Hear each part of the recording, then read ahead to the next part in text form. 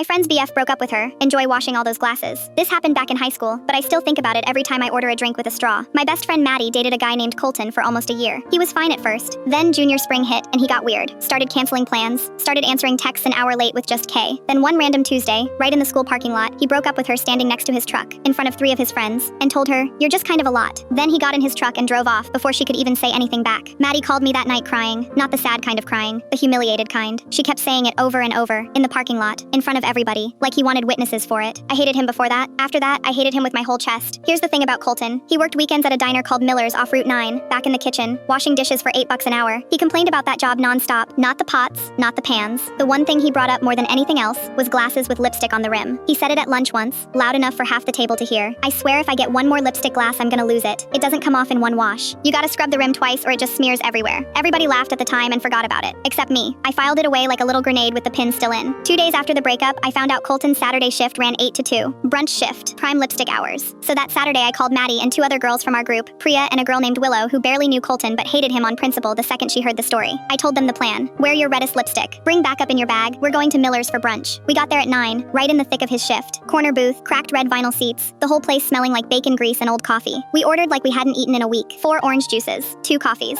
a round of milkshakes, ice waters for the table, then more ice waters 10 minutes later because the ice melted, a round of virgin mimosas, not even alcoholic, just because they came in real glasses instead of paper cups. Every time a new drink landed, we touched it to our lips like we were toasting something, left a big obvious print on the rim, set it down, and reapplied before touching the next one. Priya had 4 shades in her purse and rotated through them so the prints all looked different, like the whole booth had turned into a lipstick sample table. We asked for refills we didn't need, we asked for extra waters for the table, and let them sit there full and untouched, rims stained deep red, until the waitress finally cleared them. Maddie barely said a word the first 20 minutes. Then something shifted in her face. She ordered a hot chocolate she didn't even want, took 1 sip, set it down with a perfect wine-colored ring around the rim, and smiled for the first time since Tuesday. We stretched that brunch out almost 2 hours. Every glass, every mug, every rocks glass went back to that kitchen looking like a crime scene. At one point our waitress, a woman probably in her 40s who looked like she'd seen everything a diner could throw at her, glanced toward the kitchen window and winced on our behalf. Around 11 I caught a glimpse of Colton through the pass-through window, standing at the sink, sleeves shoved up, hair stuck to his forehead, scrubbing a glass so hard his knuckles had gone white. He looked like a man doing hard labor. Behind him the bus tub was stacked 3 deep with more of our glasses, every rim still painted red. We paid, tipped the waitress well because none of this was her fault, and walked out into the parking lot. Maddie stopped by my car, looked back at the diner once, and started laughing. Not fake laughing, the real kind that gets out before you decide to let it. She said she didn't feel embarrassed anymore. She said something had finally evened out. We never told Colton it was us. We didn't have to. 3 weeks later, still bragging to anyone who'd listen, he told a kid in our grade that Miller's had the worst brunch crowd on earth that Saturday. Some group of girls who kept ordering drinks just to mess with him. He said it like it was bad luck. Rich, coming from a guy who dumped his girlfriend in a parking lot for an audience. Maddie heard about it secondhand and texted me 1 single laughing emoji. That was the whole conversation. We never needed more than that.